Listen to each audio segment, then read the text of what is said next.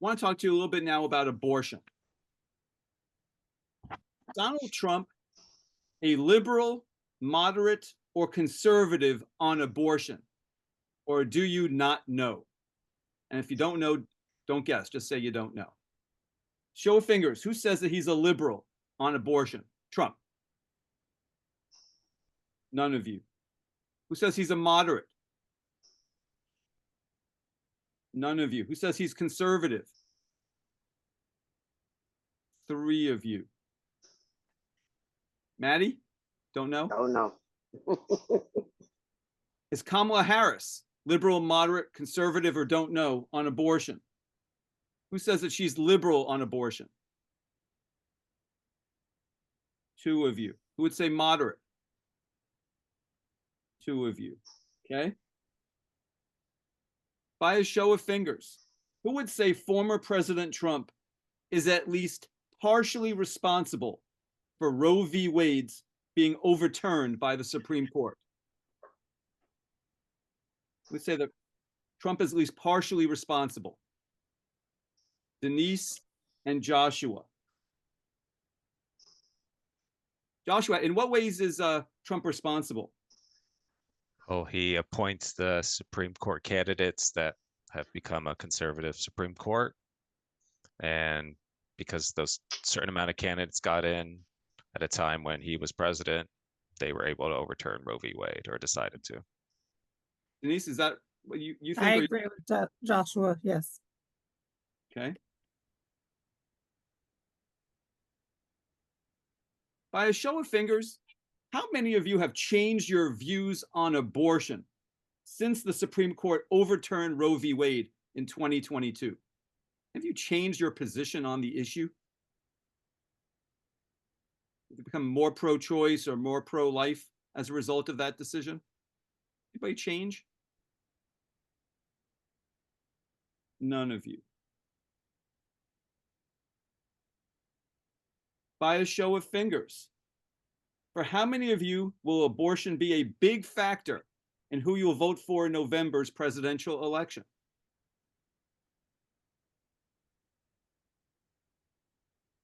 Three of you.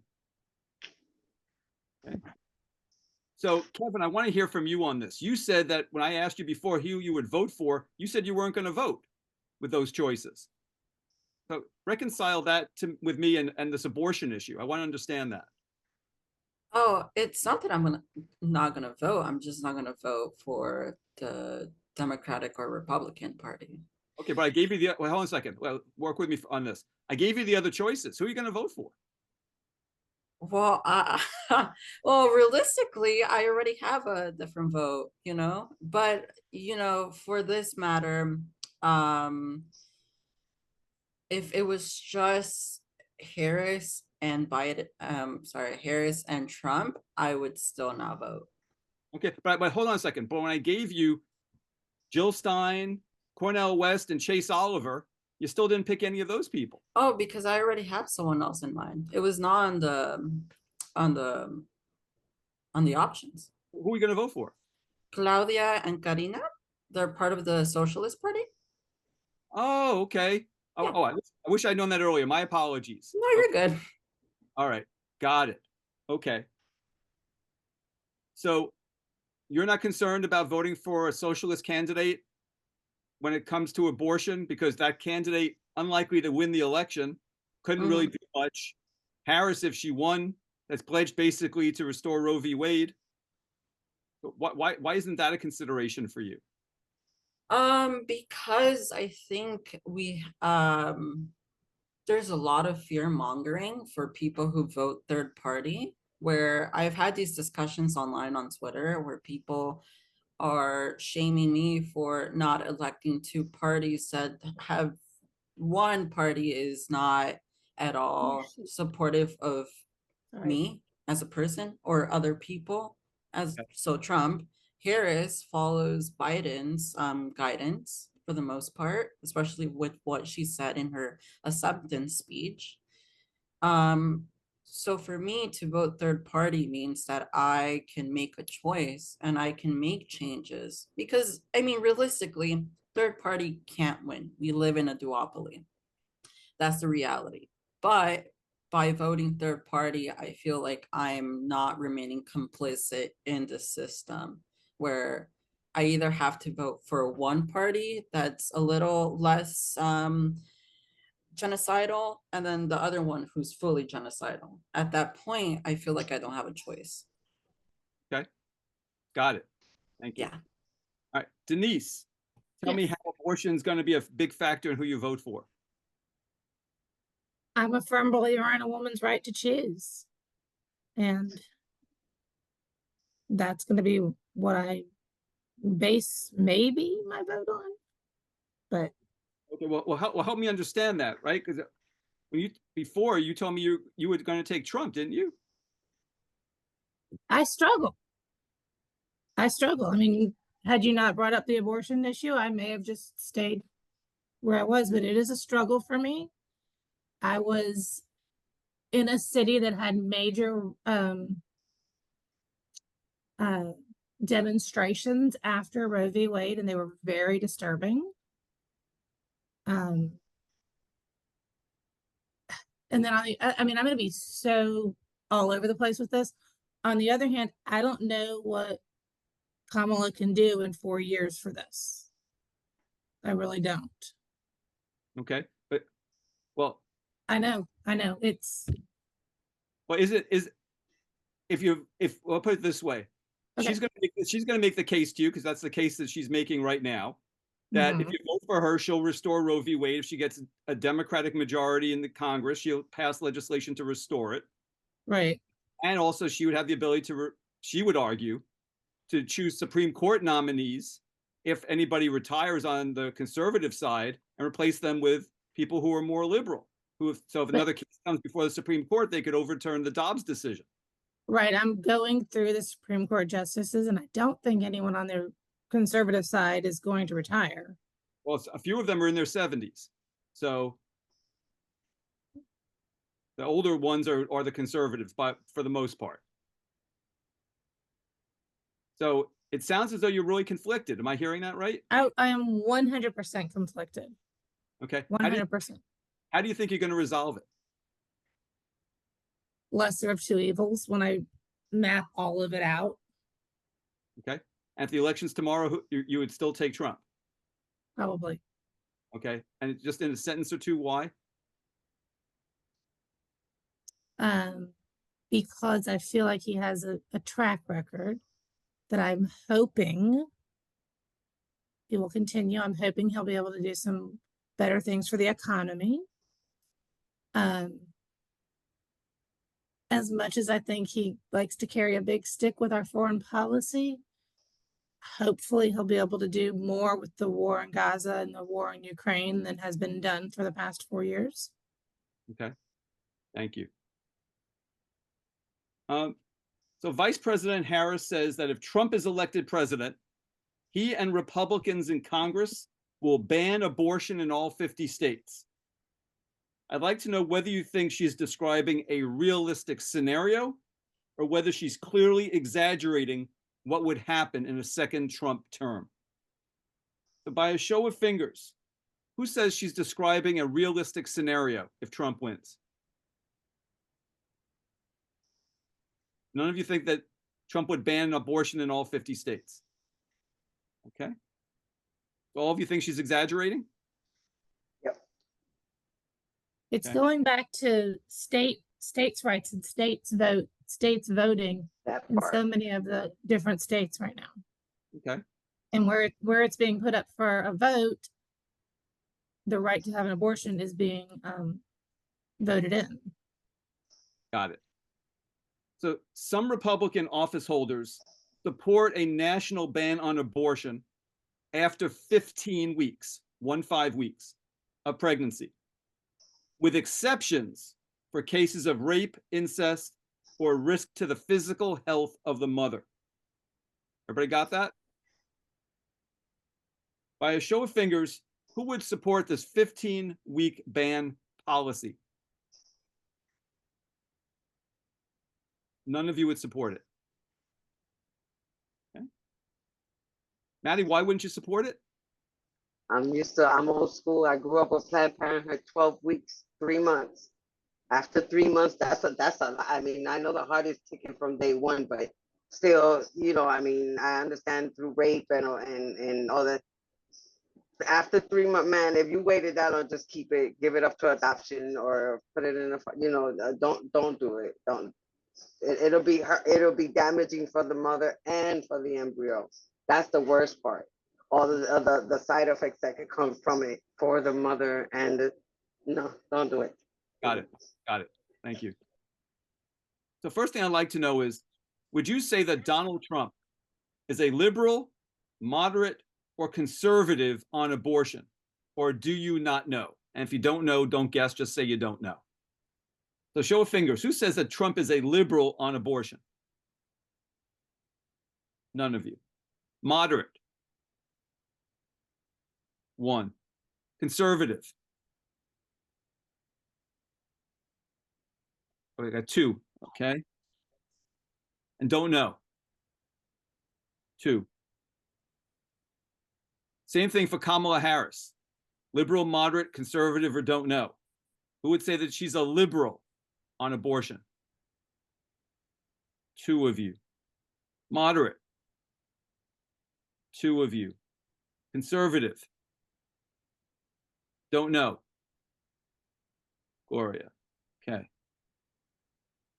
By a show of fingers, who would say that former President Trump is at least partially responsible for Roe v. Wade being overturned by the Supreme Court? Would say that he's at least partially responsible for that. 3 of you would. Cecilia, in what way is he partially responsible? With his choosing of the individuals in Supreme Court justices, and that is where Roe versus Wade was overturned after review of it. So I do think that he chose the individuals that sit in those chairs. Okay, got it. Gloria, did you say he was partially responsible too? I raised it at the last second, yeah. Okay, got it. Gloria, in what way is he responsible? Pretty much what Cecilia said, his appointment choices, right? Just aligned, with his views. Okay. Yvonne, you didn't raise your finger. Why don't you think Trump was responsible? Well, Partially, at least. he did not file the lawsuit that was filed challenging Roe versus Wade. He did not file that. That was filed independently. And the fact that he's got some conservative judges doesn't mean the court is necessarily conservative, because they have ruled 9-0 in favor of more liberal court cases. So it's not a monolith. They're not a monolith either way. Okay. Can you tell me what 9-0 decision came down that was more liberal from this court? I don't remember. Okay. Remember being impressed by that, Uh-huh. Okay. So Yvonne, just let me play devil's advocate with you for a second. So Trump has taken specific credit for getting Roe v. Wade overturned. Mhm. He has stated it publicly. So is he wrong when he takes credit for overturning Roe v. Wade? Sometimes he takes credit for things he doesn't really do. He's a Okay. bit of a braggadocio. He loves to brag. Okay. So I don't know that any of those justices, having seen who they are, would bend in his direction just for the sake of that. And if they do, then they don't belong in the Supreme Court. Okay. But I guess, would you think, is it plausible that knowing that these justices had been endorsed by the Federalist Society, which is a conservative organization, and Trump had very strong reason to believe that they hold conservative ideological viewpoints, that when he named them, that there was a at least reasonable chance that they would vote to overturn Roe v. Wade? Reasonable, Okay. but not guaranteed.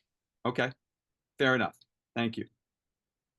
By a show of fingers, who among you, if any of you, have changed your views on abortion since the Supreme Court overturned Roe v. Wade in 2022? Has the decision itself changed anybody's mind about abortion? as an issue? I'll take that as a no.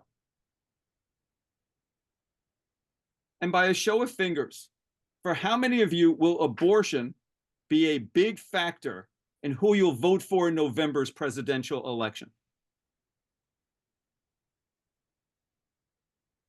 I got one, Andreas.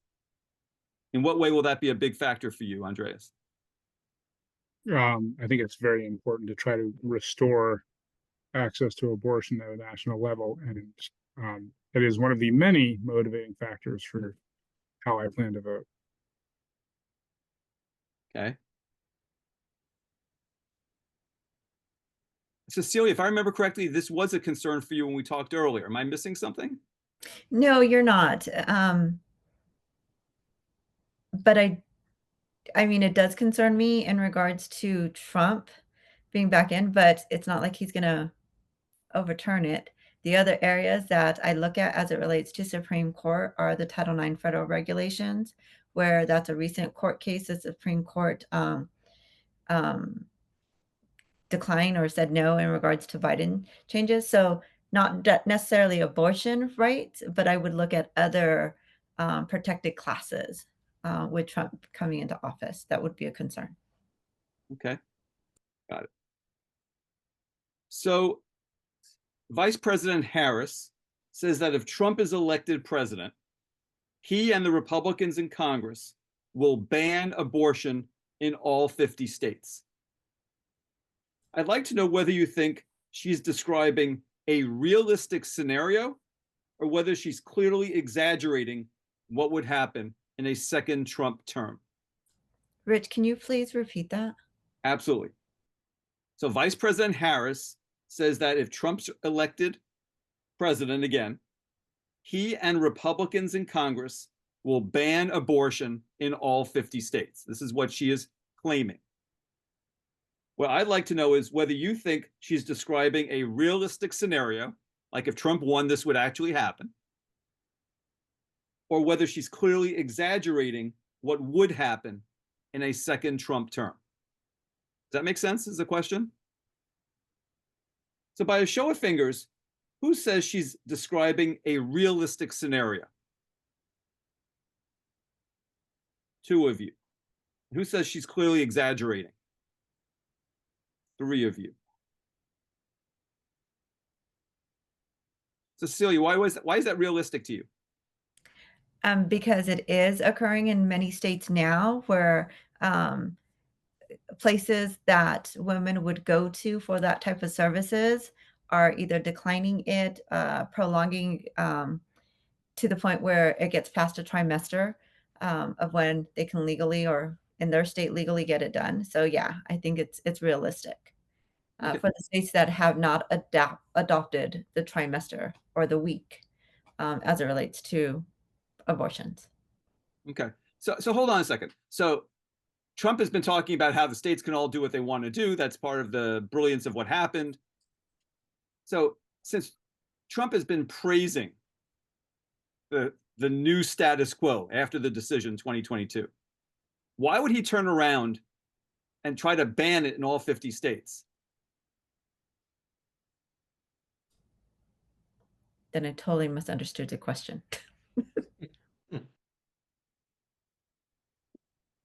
The prior question I read to you. Okay, so Harris is saying, if Trump wins, here's one of the bad things that's going to happen. Republicans are going to try to ban abortion in all 50 states. The federal level, they're going to have a law that says abortion is banned across America. That's what she's saying.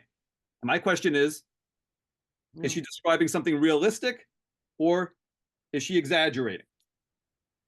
I would have to change my vote to exaggerating. You think she's exaggerating? Correct. Okay, but Andreas, you still think it's realistic?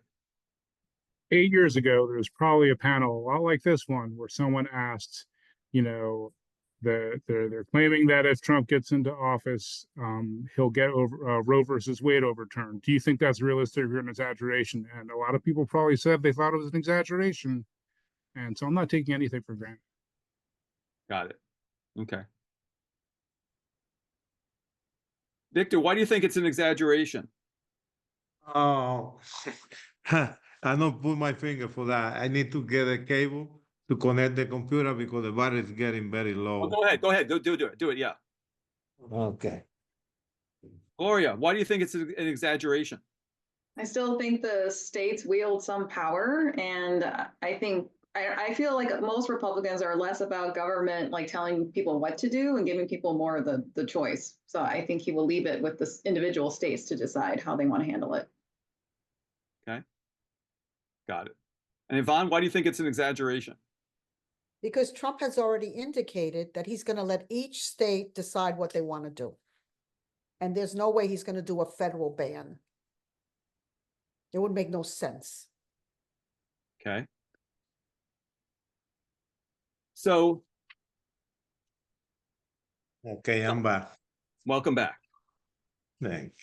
So some Republican office holders support a national ban on abortion after 15 weeks of pregnancy, 15 weeks of pregnancy, with exceptions for cases of rape, incest, or physical risk to the physical health of the mother.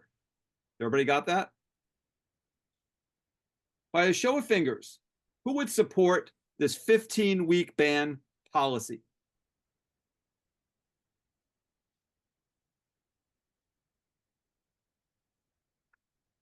Two of you would. Okay.